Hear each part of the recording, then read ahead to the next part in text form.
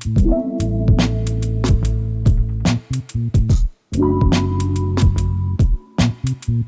Class. आज के इस लेक्चर में हम डिस्कस करेंगे कि कॉन्ट्रासेप्टिव मेथड कौन कौन से होते हैं और कौन कौन सी डिवाइस या फिर कौन कौन से पिल्स जो है या फिर हम कौन कौन से प्रिकॉशन यूज करते हैं कॉन्ट्रासेप्टिव मेथड में।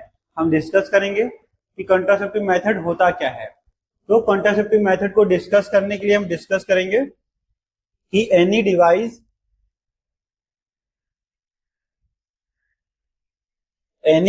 या प्रोसेस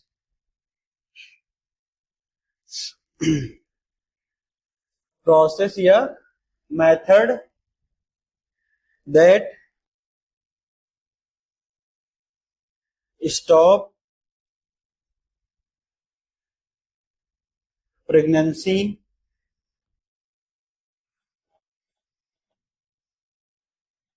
known as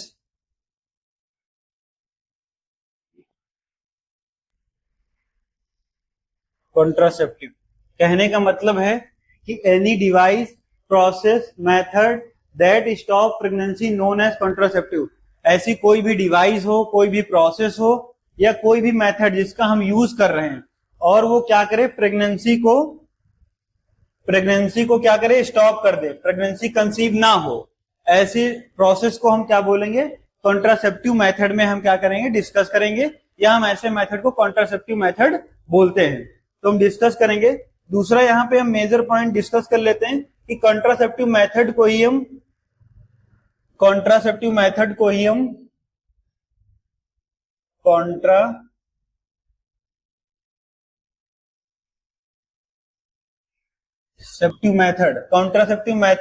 दो नाम से और जानते हैं। बार बार एग्जाम में क्वेश्चन पूछा गया है और हम कंफ्यूज हो जाते हैं। तो पहला जो इसका है इसको हम बोल सकते हैं बर्थ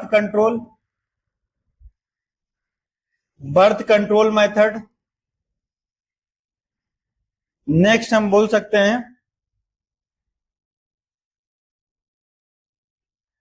फर्टिलिटी कंट्रोल मेथड। कहने का मतलब है कि कॉन्ट्रासेप्टिव मेथड को ही हम दो और नाम से जानते हैं, जो कि पहला जो है बर्थ कंट्रोल मेथड के नाम से हम जानते हैं कि बर्थ को जो है कंट्रोल किया जा सके। दूसरा फर्टिलिटी कंट्रोल मेथड के नाम से जानते हैं, मतलब जो फर्टिलिटी की दर है उसको हम क्या करें, कंट्रोल कर लें। तो ये सब जो है कॉन्ट्रासेप्टिव मेथड की ही अदर नेम है जिनको हम डिस्कस करते हैं। तो कहने का मतलब ही कॉन्ट्रासेप्टिव मेथड को हम दो नामों से और जान सकते हैं, पहला बर्थ कंट्रोल मेथड, दूसरा जो है फर्टिलिटी कंट्रोल मेथड। एग्जाम में अगर क्वेश्चन आता है कि फर्टिलिटी कंट्रोल मेथड क्या होता है तो तुमको जो है कॉन्ट्रासेप्टिव मेथड के बारे में ही डिस्कस करना है, या फिर पूछ सकता है बर्थ कंट्रोल मेथड क्या, तब भी जो है कॉन्ट्रासेप्टिव मेथड के बारे में ही डिस्कस करना है। नेक्स्ट हम अगर डिस्कस कर लें कि कॉन्ट्रासेप्टिव मेथड क्या होता है, तो अगर हम एक लाइन में इसको डिस्कस करें तो हम बोल सकते हैं प्रिवेंशन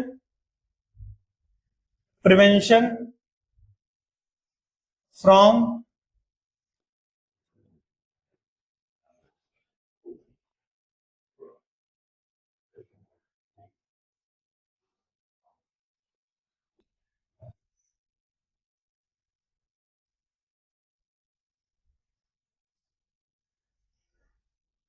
कहने का मतलब है कि अगर prevention from conception is known as contraceptive, कि अगर हम जो प्रेगनेंसी कंसीव हो रही है उससे बचाव करने के लिए हम जिन जो है इन डिवाइस का, जिन मेथड का यूज करते हैं वो कंट्रासेप्टिव मेथड में कहलाएंगे। तो अगर हम बचाव कर रहे हैं कि प्रेगनेंसी कंसीव ना हो, तो कंसेप्शन को अगर रोक ले रहे हैं तो वो सारे मेथड जो है कंट्रासेप्टिव मेथड में काउंट किए जाएंगे। अभी हम डिस्कस कर लेते हैं कैरेक्टरिस्टिक्स ऑफ। नेक्स्ट हम डिस्कस करेंगे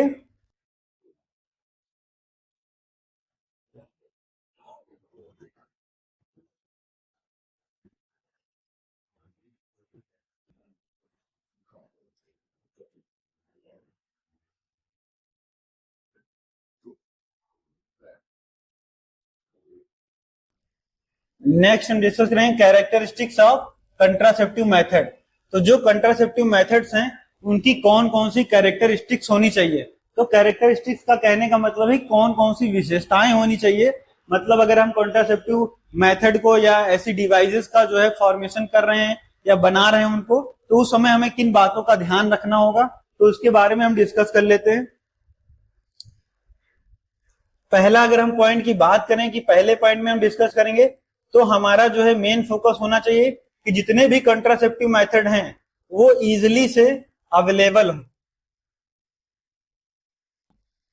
इजिली से अवेलेबल हो जाए, मतलब कॉन्ट्रासेप्टिव मेथड जो है वो इजिली से अवेलेबल हो जाए, मार्केट में जो है पर्सन को या लोगों को, पीपल को जो है आसानी से मिल जाए। तो इसके लिए हम डिस्कस करेंगे पहले पॉइंट में कि ये कैसे हो, इजिली अवेलेबल हो। तो जैसे कि एग्जांपल में हम समझ सकते हैं PHC, primary health centre, CHC, या फिर हम बोल सकते हैं डिस्ट्रिक्ट हॉस्पिटल,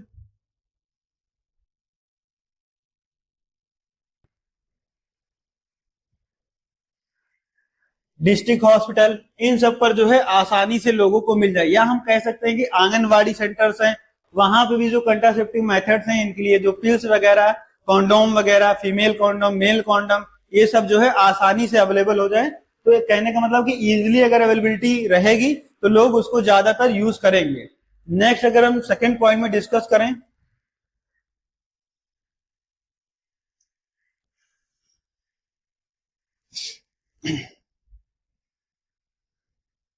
तो हम कह सकते हैं इनएक्सपेंसिव। कहने का मतलब है कि इनकी जो कॉस्ट ऑफ दर है वो कम होना चाहिए। कहने का मतलब है कि इसकी जो कॉस्ट ऑफ दर है, कॉस्ट जो है वो क्या हो, कम हो, लेस हो। तब क्या करेंगे लोग जो है ज्यादा उसका यूज करेंगे और जो है वो मार्केट में या फिर लोगों तक जो है ज्यादा यूज मिलेंगे। तो इससे भी क्या होगा, प्रेगनेंसी के रेट ऑफ दर को कम किया जा सकता है। या पॉपुलेशन को अगर हम माने तो पॉपुलेशन को भी हम कंट्रोल कर सकते हैं। तो इसका बनाते समय या फिर इसका जब हम मार्केट में लॉन्च कर रहे हैं तो हमें ध्यान में रखना होगा कि ये एक्सपेंसिव ना हो, जिससे जो है कॉस्ट लेस अमाउंट में जो है मार्केट में अवेलेबल हो। नेक्स्ट अगर हम पॉइंट की डिस्कस करें, या फिर हम कह सकते हैं कि इसको गवर्नमेंट को फ्री कर देना चाहिए। जितने भी कॉन्ट्रासेप्टिव मेडिसिन हैं, डिवाइसेस हैं, इनको गवर्नमेंट को फ्री कर देना चाहिए ताकि जो है लोग इसका ज्यादा से ज्यादा अमाउंट में जो है यूज करें। नेक्स्ट अगर हम डिस्कस करें पॉइंट, थर्ड पॉइंट की अगर हम बात करते हैं तो हम इसमें डिस्कस कर लेते हैं कि ये इजिली से, जैसे हमने डिस्कस किया, इजिली से अवेलेबल हो, और हम इसमें ऐड कर सकते हैं कि फ्रेंडली यूज हो। फ्रेंडली यूज का मतलब कि इसको यूज करने के लिए हमें किसी भी सुपरविजन की या सुपरवाइजर की जो है एडवाइस या फिर उसका जो है प्रेजेंस जो है जरूरी ना हो। मतलब नॉर्मल तौर पे जो है, आमतौर पे जो लोग हैं उसका जो है यूज कर ले, तो फ्रेंडली होना चाहिए। और कहने का मतलब है अगर हम डिस्कस करें तो हम कह सकते हैं ये सेल्फ यूज हो, जो व्यक्ति है इसका जो है खुद से इस्तेमाल कर सके। इस बिहाव पे जो है, इस बेसिस पर जो है इसका फॉर्मेशन करना चाहिए, इसका निर्माण करना चाहिए कि लोग आसानी से जो है इसका यूज कर लें, मतलब फ्रेंडली यूज हो और सेल्फ यूज कर लें। इसके लिए हमें किसी की गाइडेंस की जरूरत ना पड़े, इसके लिए हमें किसी गाइडेंस की जो है जरूरत ना पड़े। तो कह सकते हैं कि no need any guidance, no need any guidance. तो गाइडेंस की हमें जरूरत ना पड़े और इसको लोग जो है सेल्फ यूज कर ले। तो इसके फॉर्मेशन करते टाइम हमें इन बातों का ध्यान रखना है, ऐसी विशेषताएं होनी चाहिए। नेक्स्ट अगर स्लाइड में हम डिस्कस करेंगे तो हम कह सकते हैं कि जो भी कॉन्ट्रासेप्टिव डिवाइसेस हैं या पिल्स हैं, हम कह सकते हैं ये मोर इफेक्टिव होनी चाहिए। क्या होना चाहिए? मोर इफेक्टिव होनी चाहिए। कहने का मतलब लोग इसका तभी यूज करेंगे अगर एक बार उसका यूज कर रहे हैं। तो कहने का मतलब कि जो उनके जो लुब्रिकेंट हैं या फिर हम कह सकते हैं जो उनकी स्टेबिलिटी है, तो ड्यूरेशन है, टाइम ड्यूरेशन की बात करें तो लंबे समय तक जो है वो चले, तो उसकी वजह से क्या होगा कि उनका जो इफेक्ट है वो देखने को मिले। ऐसा ना हो कि हम कॉन्ट्रासेप्टिव का यूज भी कर रहे हैं और फिर भी प्रेगनेंसी कंसीव हो जाए, तब लोगों के अंदर जो है इसका जो है यूज करने का जो एक पर्पस है वो जो है लोग इसको जो है डिनाई करेंगे। तो कहने का मतलब इसका जो असर है वो दिखना चाहिए। नेक्स्ट अगर हम डिस्कस करें पॉइंट में तो हम कह सकते हैं कि इसके टाइम ड्यूरेशन पे हम डिस्कस करेंगे। लॉन्गर ड्यूरेशन होना चाहिए कि अगर हम कॉन्ट्रासेप्टिव का यूज कर रहे हैं तो लंबे समय तक जो है इसका असर जो है देखने को मिले।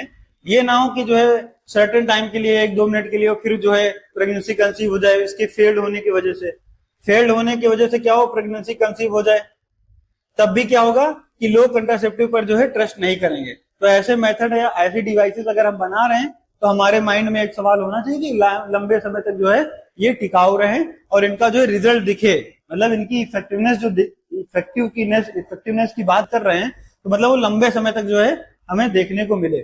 नेक्स्ट अगर हम पॉइंट डिस्कस कर लें तो हम कह सकते हैं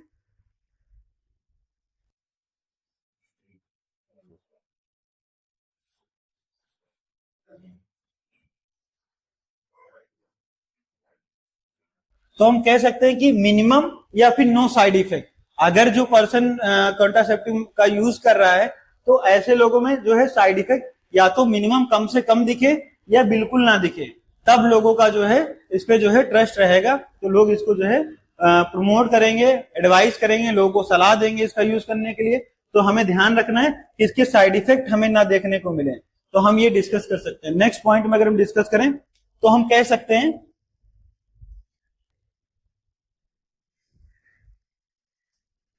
जितने भी कॉन्ट्रासेप्टिव मेथड हैं जो भी हम डिवाइस का यूज कर रहे हैं तो हम कह सकते हैं कि रिवर्सिबल होना चाहिए। रिवर्सिबल का मतलब होता है कि अगर हम इसको जब स्टार्ट जो किए हैं यूज कर रहे हैं, जब हमको प्रेगनेंसी की नीड हो, अगर हम इसको स्टॉप कर दें तो फिर से प्रेगनेंसी कंसीव हो जाए, तो ऐसे मेथड्स को हम क्या बोलते हैं, ऐसे मेथड को हम क्या बोलते हैं, रिवर्सिबल मेथड बोलते हैं। क्या बोलते हैं, रिवर्सिबल मेथड बोलते हैं। कहने का मतलब अगर हम इसको स्टॉप कर दें, stop use, then pregnancy is conceive, then pregnancy is conceive, तब प्रेगनेंसी क्या हो, कंसीव हो जानी चाहिए। तो लोगों के मन से जो है डर खत्म हो जाएगा कि हाँ जब प्लानिंग करेंगे, फैमिली जो है प्लानिंग, कपल प्लानिंग करेंगे तो देन इसको जो है स्टॉप कर देंगे इस प्रोसेस को, तब क्या हो प्रेगनेंसी कंसीव हो जाए, तब भी जो है इसका जो है यूज हमें देखने को मिलेगा। नेक्स्ट अगर हम डिस्कस कर ले कंट्रासेप्टिव मेथड में तो हम कह सकते हैं कि कंट्रासेप्टिव मेथड के टाइप्स कौन कौन से होते हैं। बेसिकली अभी हमने डिस्कस किया,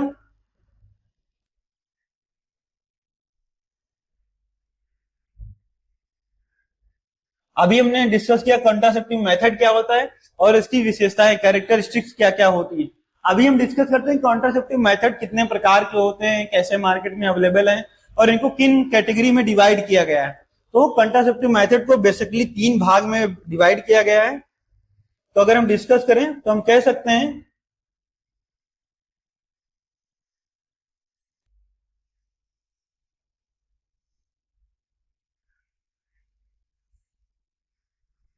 पहला जो मेथड है जो हम यूज में लेते हैं, जो मेजर क्लासिफिकेशन है कंट्रासेप्टिव मेथड का, वो है टेम्परेरी मेथड।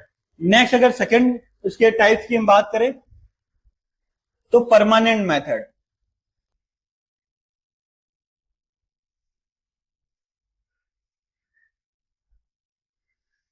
और थर्ड अगर इसके पॉइंट की बात करें तो इमरजेंसी मेथड।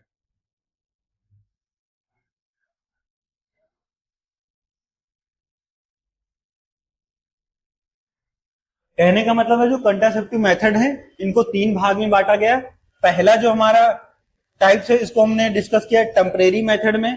नेक्स्ट हमने डिस्कस किया कि इसको हम बोलते हैं परमानेंट मेथड। अगर थर्ड टाइप की हम बात करें तो इसको हम बोलते हैं इमरजेंसी मेथड। तो मतलब 3 भागों में जो है इसको डिवाइड किया गया।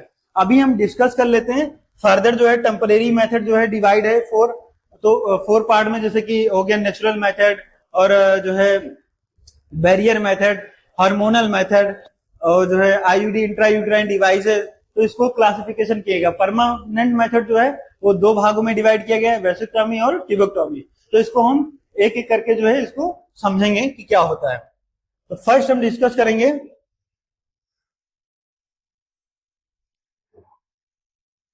टेम्परेरी मेथड को कि टेम्परेरी मेथड क्या होता है। टेम्परेरी मेथड की हम बात करें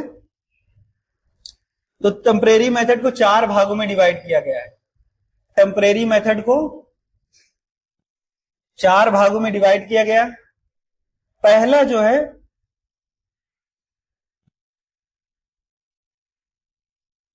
नेचुरल मेथड।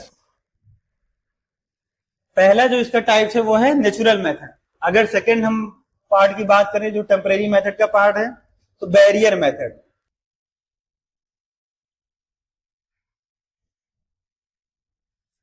थर्ड की अगर हम बात करें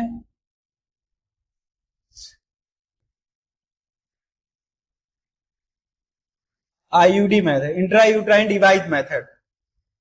नेक्स्ट अगर हम बात करें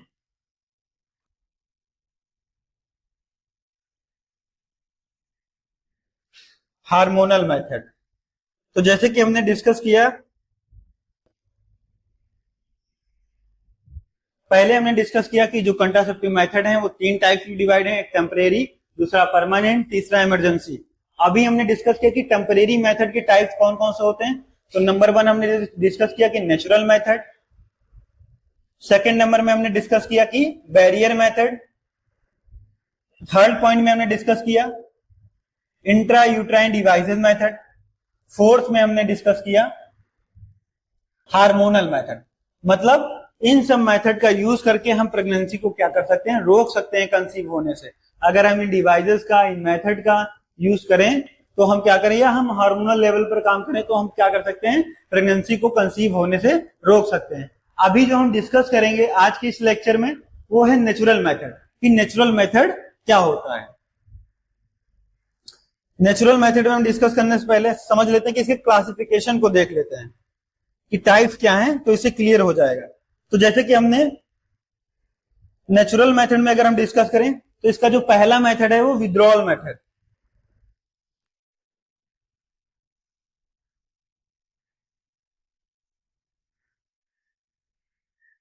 कौन सा मेथड है, विथड्रॉल मेथड। मतलब ये क्या है, नेचुरल मेथड में फर्स्ट टाइप है।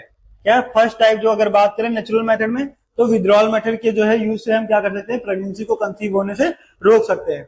नेक्स्ट अगर हम नेचुरल मेथड में बात करें तो हम सेफ पीरियड मेथड की बात करें तो सेफ पीरियड मेथड में जो है अगर हम इंटरकोर्स करते हैं तो उस दौरान भी हम क्या कर सकते हैं, अगर इसकी जानकारी हमें है कि किस टाइम ऑफ ड्यूरेशन में हमें इंटरकोर्स करना है जिसकी वजह से क्या प्रेगनेंसी कंसीव ना हो, तो ऐसी चीजों को हम जो है सेफ पीरियड मेथड में डिस्कस करते हैं। इसमें सेफ पीरियड मेथड में हम क्या कर सकते हैं, डिस्कस करते हैं, जिसकी स्टडी करके हम क्या कर सकते हैं, इसको कंट्रोल कर सकते हैं। नेक्स्ट अगर हम डिस्कस करें तो हम बोल सकते हैं कि अगर बीबीटी मेथड का हम यूज करें तब भी हम प्रेगनेंसी को कंट्रोल कर सकते हैं। अब यहां पे डिस्कस कर लेते हैं कि बीबीटी का फुल फॉर्म क्या होता है। तो बीबीटी का जो फुल फॉर्म है वो बेसल बॉडी टेम्परेचर है। बेसल बॉडी टेम्परेचर है। तो इसमें बॉडी के टेम्परेचर को हम क्या करते हैं, प्रॉपरली चेक करके फिर उसके अकॉर्डिंग जो है हम डिस्कस करेंगे इसको कि कैसे इसमें जो है टेम्परेचर को मेंटेन करके हम प्रेगनेंसी को कंसीव करने से रोक सकते हैं। नेक्स्ट अगर इसके हम फोर्थ पॉइंट की हम बात करें, फोर्थ पॉइंट की अगर हम बात करें तो हम कह सकते हैं लैम मेथड का यूज करके हम क्या कर सकते हैं, प्रेगनेंसी को रोक सकते हैं, जो कि नेचुरल मेथड है। लैम मेथड, लैम का मतलब होता है, लैम मेथड का मतलब होता है लैक्टेटिंग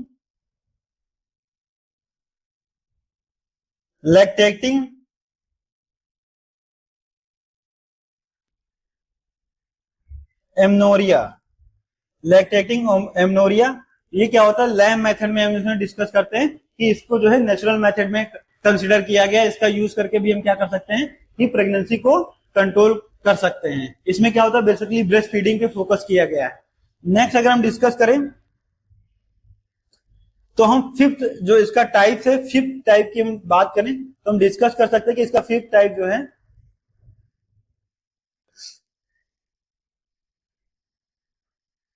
एब्स्टेंस मेथड का यूज करके हम क्या कर सकते हैं कि इसको जो है कंट्रोल कर सकते हैं।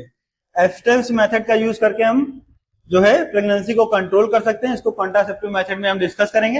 एब्स्टेंस मेथड का मतलब होता है इसमें जो कपल्स होते हैं दोनों की रजामंदी होती है और वो अपने आप पे कंट्रोल करें, तब भी प्रेगनेंसी को जो है कंट्रोल किया जा सकता है।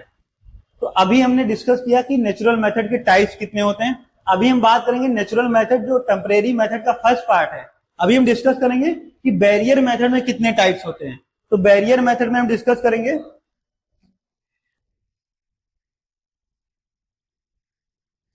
तो बैरियर मेथड हम डिस्कस करेंगे। बैरियर मेथड को कितने भागों में डिवाइड किया गया है, तो बैरियर मेथड में हम डिस्कस करेंगे। तो इसका जो पहला भाग है, जो पहला टाइप्स है, तो उसको हम बोलते हैं फिजिकल मेथड। क्या बोलते हैं? Physical method.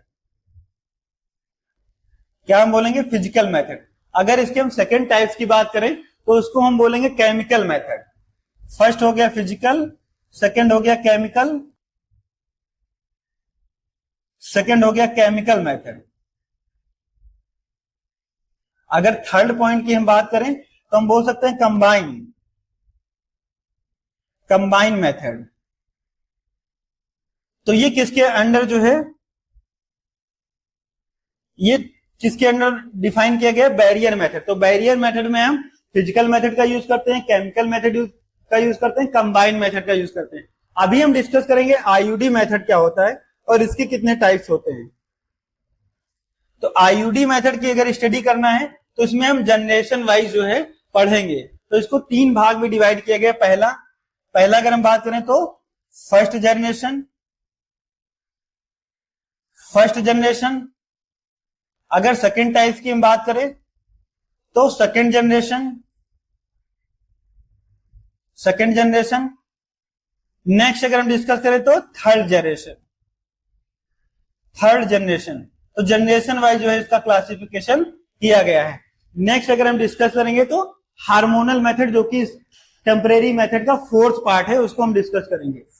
हार्मोनल मेथड पे हम बात करें तो फोर्थ टाइप की अगर हम डिस्कस करें कि फोर्थ पॉइंट क्या होगा, तो हम बोल सकते हैं इमरजेंसी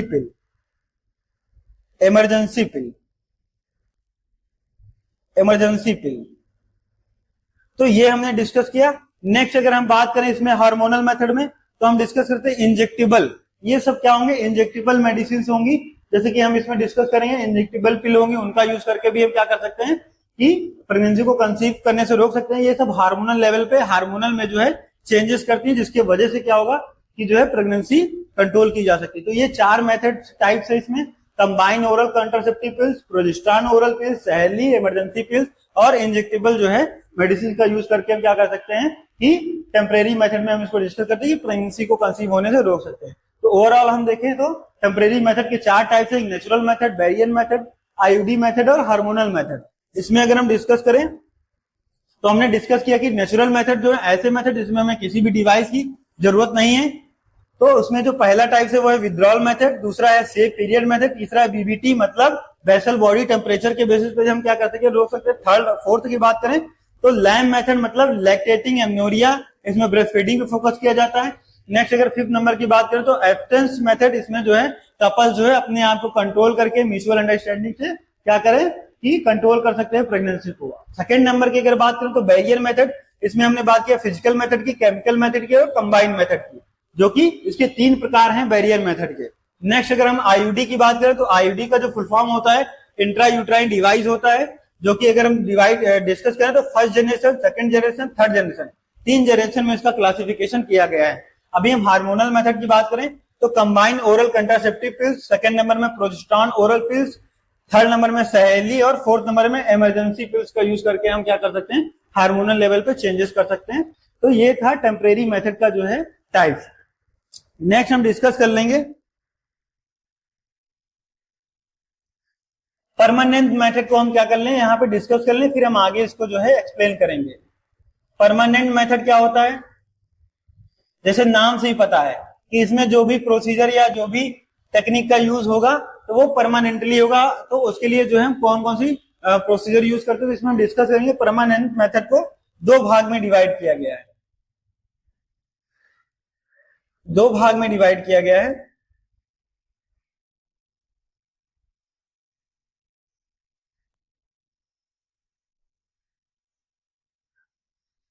वैसेक्टोमी, दूसरा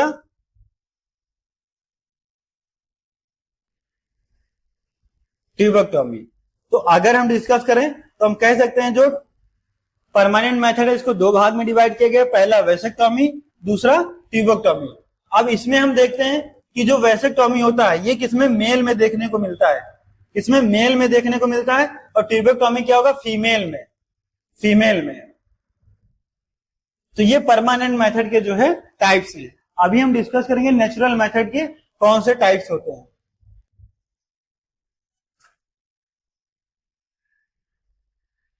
तो अब हमको बारी बारी से डिस्कस करना है। तो पहला जो हम डिस्कस करेंगे natural method of contraceptive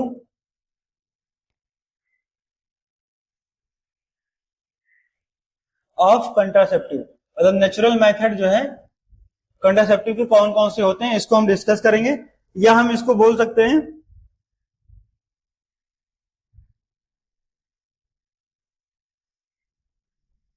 types of natural contraceptive.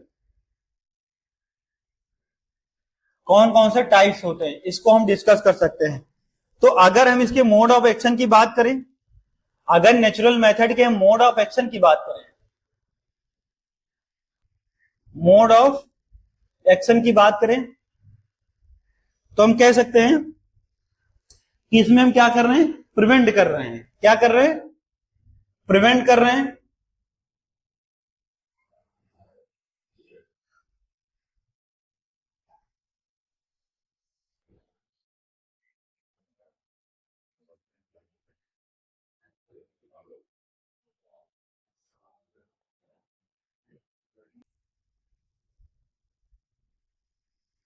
कहने का मतलब है हम कह सकते हैं इसमें हम क्या करें, मोड ऑफ एक्शन क्या है कि हम इसमें क्या करें, प्रिवेंट करें मीटिंग, मतलब स्पर्म और ओवम को मिलने से रोक रहे हैं, बचा रहे हैं, जिससे प्रेगनेंसी कंसीव नहीं होगी। अगर हम स्पर्म और ओवम को मिलने से रोक लेंगे तो क्या होगा, इसमें जो है प्रेगनेंसी कंसीव नहीं होगी। तो इसका मोड ऑफ एक्शन है, मतलब किस पे ये काम कर रहा है, किस बेसिस पे, कि प्रिवेंट कर रहा है मीटिंग से, स्पर्म और ओवम की मीटिंग ना हो, जिससे फर्टिलाइजेशन ना हो पाए। इसमें हम क्या करते हैं, प्रिवेंट करते हैं। तो नेचुरल मेथड का जो फर्स्ट टाइप था उसको हम डिस्कस करेंगे। जो फर्स्ट टाइप था वो था हमारा विथड्रॉल मेथड।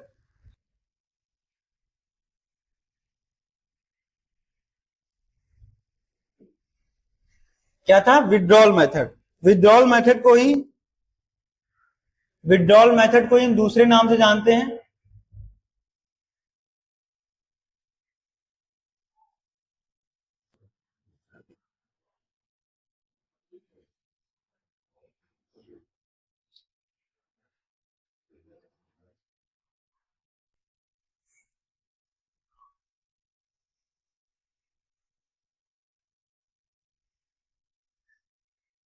इंटरप्शन। क्वाइटस में इंटरप्शन कर दें तो वो भी क्या है, दूसरा नाम है विथड्रॉल मेथड का। और इसको एक नाम से और हम जानते हैं,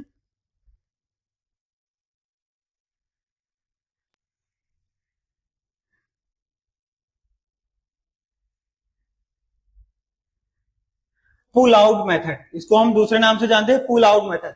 मतलब विथड्रॉल मेथड को हम क्वार्टस इंटरप्शन मेथड के नाम से जानते हैं या पुल आउट मेथड के नाम से भी जानते हैं। तो इन नाम से भी क्वेश्चन जो है पूछा जा सकता है एग्जाम में।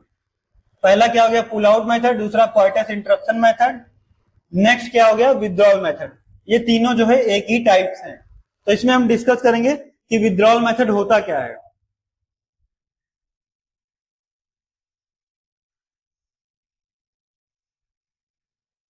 विथड्रॉल मतलब नाम से जैसे पता चला, जिसमें हम क्या करते हैं, withdrawal of penis from vagina just before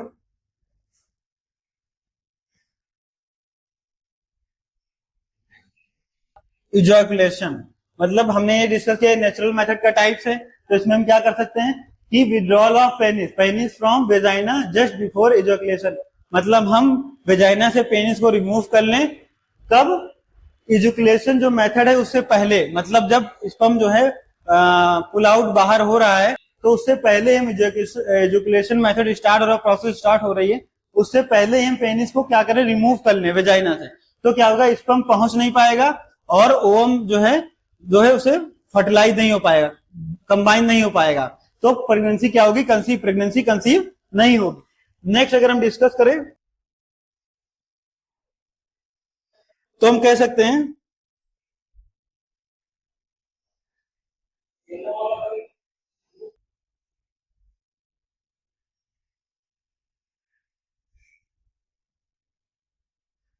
इसके डीमेरिट्स की बात करते हैं कि डीमेरिट्स क्या हैं। तो विड्रॉल मेथड या कोइटस इंटरप्शन या पुल आउट मेथड के डीमेरिट्स क्या हैं, तो इसको हम डिस्कस करते हैं। स्पर्म में be present in pre ejaculation fluid and pregnancy may be occur। कहने का मतलब है कि अगर हम विड्रॉल मेथड का यूज कर रहे हैं तो हम क्या करें, पेनिस को जो है वेजाइना से रिमूव कर लें बिफोर इजोकुलेशन, हम रिमूव तो कर ले रहे हैं, लेकिन स्पर्म जो है, जो इजोकुलेशन फ्लूइड होता है जो कि पास होता है, उसमें भी क्या रहता है, कुछ अमाउंट में स्पर्म प्रेजेंट रहते हैं। अगर वो प्रॉपरली मेच्योर हैं तो वो भी क्या कर सकते हैं, मे भी जो है प्रेगनेंसी को जो है कंसीव करा दे। तो इस जो ये इसका क्या है, डीमेरिट्स है। मतलब ये डीमेरिट्स है कि अगर हम इस चीज को फॉलो भी करें उसके बावजूद भी क्या हो, प्रेगनेंसी कंसीव हो जाए, इसलिए इसका ये क्या है, डीमेरिट्स है। नेक्स्ट हम डिस्कस करेंगे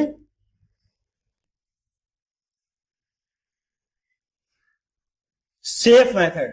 अगर हम बी टाइप की नेचुरल मेथड की बात करें तो हमने डिस्कस किया था सेफ मेथड। तो सेफ मेथड की हम बात करते हैं कि सेफ मेथड क्या होता है। तो ये जो मेथड होता है वो कैलेंडर पे बेस्ड होता है, based on the calendar rhythm.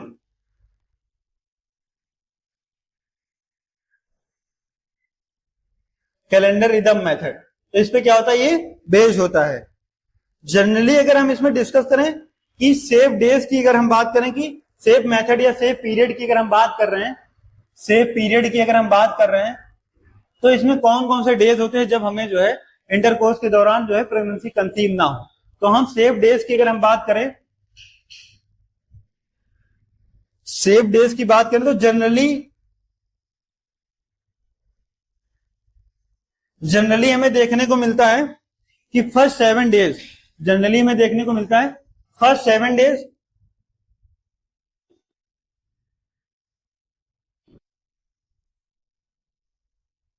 And last 7 to 10 days.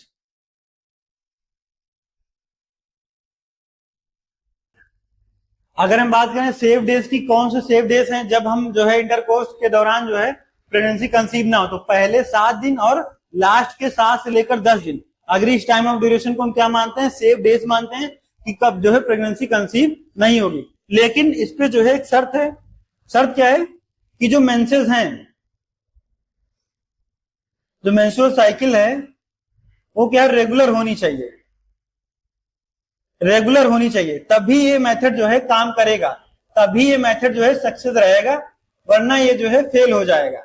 तो अगर मेंसेस जो है, मेंस्ट्रुअल साइकिल जो है रेगुलर बेसिस पे है, तो क्या हो, प्रॉपरली जो है टाइम ड्यूरेशन पे जो है अकर हो रही, तो फिर क्या होगा, ये मेथड पे हम जो है चांसेस हैं कि इस मेथड को हम यूज कर लें और प्रेगनेंसी कंसीव ना हो। अगर हम इसके डीमेरिट्स की बात करें, अगर हम इसके डीमेरिट्स की बात करें कि डीमेरिट्स क्या होंगे सेफ मेथड के, demerits of safe method, safe period method, तो हम कह सकते हैं ये क्या होता है, मोर रिलायबल नहीं होता है,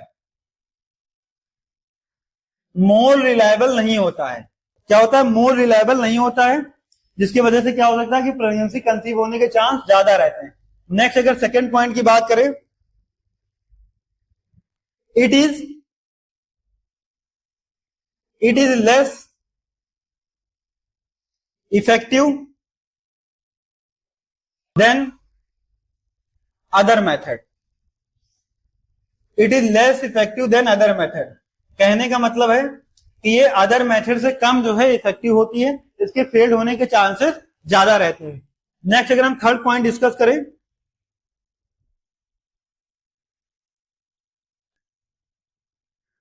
failure rate is high due to miscalculation of fertile days. कहने का मतलब अगर हमें जो मेंस्ट्रुअल साइकिल की डेज हैं, अगर उसमें मिस जो है कैलकुलेशन हो जाए कि कब से स्टार्ट है, कब से स्टार्ट नहीं है, या क्या टाइम ऑफ ड्यूरेशन है, अगर हम कैलकुलेट ना कर पाए तो क्या होगा कि तब भी ये जो मेथड है वो फेल्ड हो जाएगा। तो अगर मिस कैलकुलेशन देखने को मिला तब भी ये मेथड क्या होगा, फेल्ड हो जाएगा। नेक्स्ट अगर हम डिस्कस करें तो जैसे कि हमने बताया, थर्ड पॉइंट में हम बोल सकते हैं कि रेगुलर मेंस्ट्रुअल साइकिल की इसमें नीड होगी। मेंस्ट्रुअल साइकिल का नीड होगी कि जो साइकिल है, मेंस्ट्रुअल साइकिल है, वो क्या हो, रेगुलर डेज पे जो है, हर मंथ पे जो है प्रॉपरली टाइम ऑफ ड्यूरेशन से अगर हो, देखने को मिले, तब क्या होगा, ये मेथड जो है सक्सेसफुल होगा। अदरवाइज जो मेथड है वो फेल्ड हो जाएगा। नेक्स्ट अगर हम मेथड को डिस्कस करें, बीबीटी मेथड, तो बीबीटी मेथड में हम डिस्कस करेंगे, इसको हम क्या बोलते हैं, बेसल बॉडी टेम्परेचर। तो अगर हम इसके साइड्स की बात करें, किन किन साइड से हम मेजर कर सकते हैं, तो पहला oral, second rectal, third vaginal. तो इन मेथड से हम क्या कर सकते हैं, इन टेम्परेचर को जो है मेजरमेंट कर सकते हैं। मोस्टली जो कॉमन यूज में लेते हैं हम, वो ओरल मेथड मोस्ट कॉमनली जो है हम यूज में इसको लेते हैं, जो कि जो बीबीटी मेथड है, इसमें जो है ओरल मेथड को हम जो है कॉमनली देखने को यूज में लेते हैं। नेक्स्ट अगर हम बात करें इसकी डेफिनेशन की बात करें,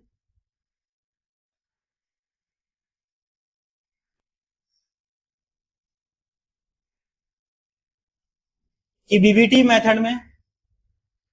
मेथड में जो फीमेल्स होती हैं, ये हम कह सकते हैं इट इज अ मेथड और टेक्निक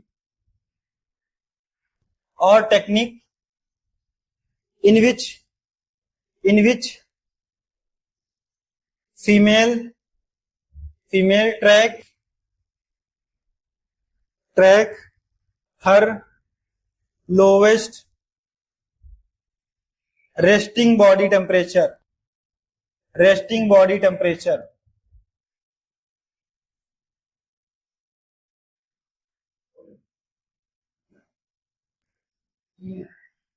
तो इट इज अ मेथड और टेक्निक, ये ऐसा मेथड है या ऐसी टेक्निक्स है जिसमें फीमेल्स क्या कर सकती हैं, ट्रैक कर सकती है कि उनका रेस्टिंग जो है, लोवेस्ट रेस्टिंग बॉडी टेम्परेचर कितना है, कितने डिग्री सेल्सियस है, तो उसको क्या कर सकती है, मेजर कर सकती है। नेक्स्ट अगर हम बात करें पॉइंट में, तो every morning to determine ovulation, तो इसका पता लगा सकते हैं कि फर्टाइल डेज या इनफर्टाइल डेज कौन कौन से हैं। अगर बेसल बॉडी टेम्परेचर को हम एवरी मॉर्निंग जो है नोट डाउन करते हैं, चेक करते हैं, तो उसमें जो वेरिएशन होगा वो हमें देखने को मिलेगा। नेक्स्ट अगर हम डिस्कस करें,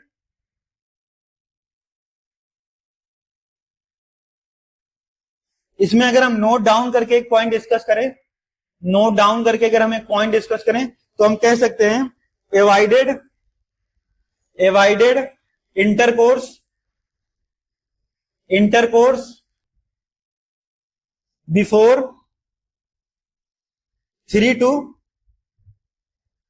4 days आफ्टर ओव्यूलेशन। तो आफ्टर ओव्यूलेशन 3 to 4 डेज हमें इंटरकोर्स को क्या करना है, एवॉइड करना है। नेक्स्ट अगर हम डीमेरिट्स की बात करें,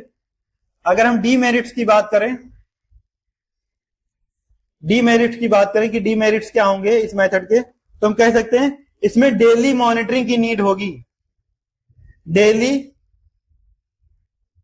मॉनिटरिंग की क्या होगी, नीड होगी। इस मेथड को यूज करने के लिए क्या, डेली मॉनिटर करना पड़ेगा टेम्परेचर। नेक्स्ट अगर हम पॉइंट डिस्कस करें, ये जो मेथड है, this method is failed when menstrual cycle is irregular, तब भी क्या होगा, ये जो मेथड है वो फेल्ड हो जाएगा। नेक्स्ट अगर हम डिस्कस करें,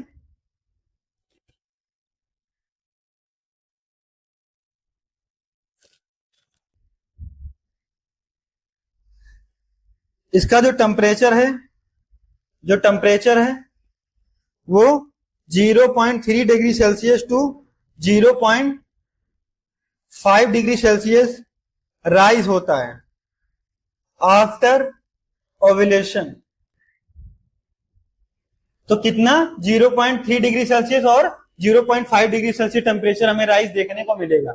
नेक्स्ट हम डिस्कस करेंगे